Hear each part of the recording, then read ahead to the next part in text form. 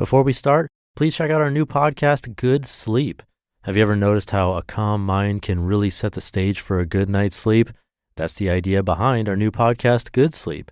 Greg, our host from Optimal Relationships Daily, is here to help ease you into a peaceful night's rest with some positive affirmations. And these affirmations aren't just comforting, they can help ease anxiety and nurture positive thoughts, setting you up for true good sleep. So press play on Good Sleep tonight because a good tomorrow starts with a good night's sleep. Just search for Good Sleep in your podcast app and be sure to pick the one from Optimal Living Daily. This is Optimal Living Daily, episode 2946. Do you have a to-don't list? You should, and here's why. By Helene Massicotte of freetopursue.com. And I'm your narrator, Justin Malik, reading you blogs every single day of the year. So with that, let's get right to our next post as we optimize your life. Do you have a to-don't list? You should, and here's why. By Helene Massicotte of freetopursue.com. We lead busy lives. We need to go to places, get things, leave things, send things, receive things. You get my drift.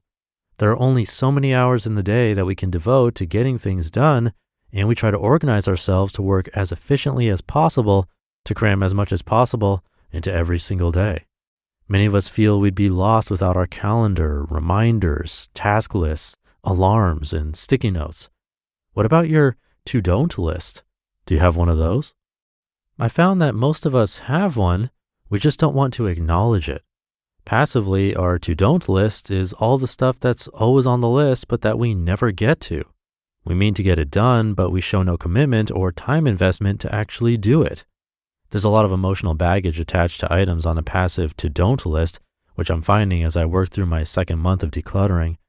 There's guilt, disappointment, regret, possibly even anger and frustration. Why do we do this to ourselves? Getting rid of stuff that clutters our homes is liberating. It feels like a weight off our shoulders to get rid of junk, old clothing, electronics, and kitchenware that we don't use anymore. So why don't we do that with shoulds, woulds, and coulds?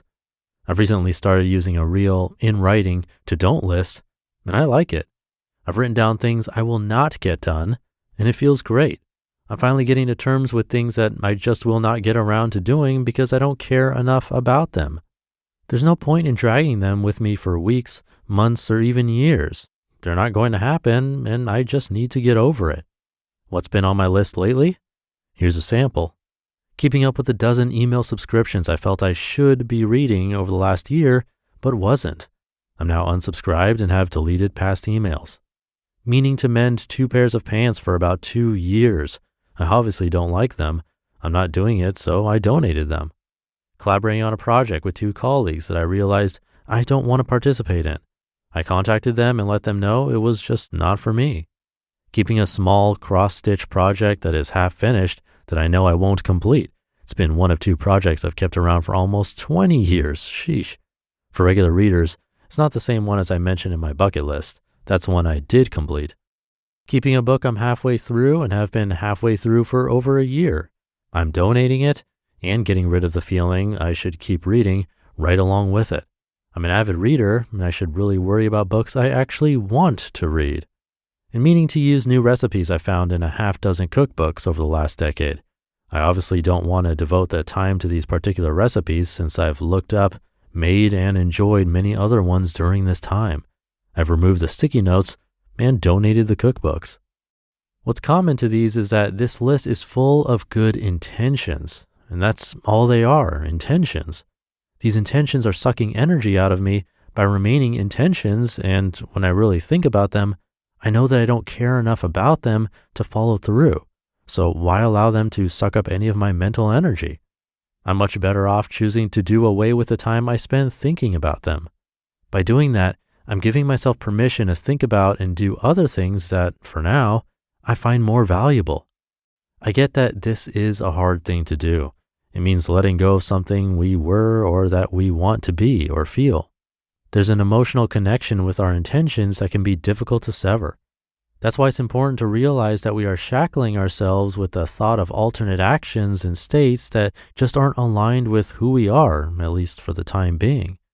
Things can always change, and we can always come back to the activity and things that we actively chose not to pursue, though maybe in a different form. By adding it to the to-don't list, we're not closing the door forever. We're simply allowing ourselves to be focused on what we really do want in the present and use our time and energy for those things.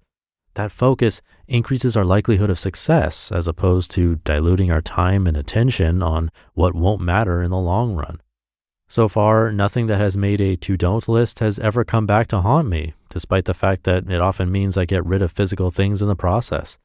Of course, the better I get at this activity, the more likely it is to happen, but that's a risk I'm willing to take given the reduction in wasted time and stress I experience. The upside of having less to worry about and less clutter in my mind and in my life is much more valuable.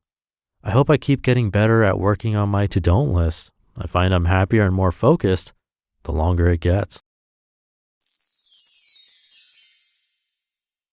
You just listened to the post titled, "Do You Have a To-Don't List? You Should, and Here's Why," by Helene Massicotte of freetopursue.com. Thank you to Helene. A great article today. The way she described getting rid of stuff that clutters our home felt exactly like a conversation I had a couple of weeks ago as I was getting rid of some really old stuff. I distinctly remember saying that it felt like a weight off my shoulders, which is what she said word for word. And something I also said was that it felt cleansing. I don't know, maybe it's a personality thing, but I really do believe that it's cathartic and should be done more often. We hear a bunch of blog posts about minimalism, tidying up, decluttering, whatever you want to call it. And sometimes it's nice to listen to, but if you really take some time to do it, just one space or one drawer even at a time, it can make a huge difference. So try working on that today. I'll be here supporting you and reading to you as usual. So have a great rest of your day, and I'll be back tomorrow where your optimal life awaits.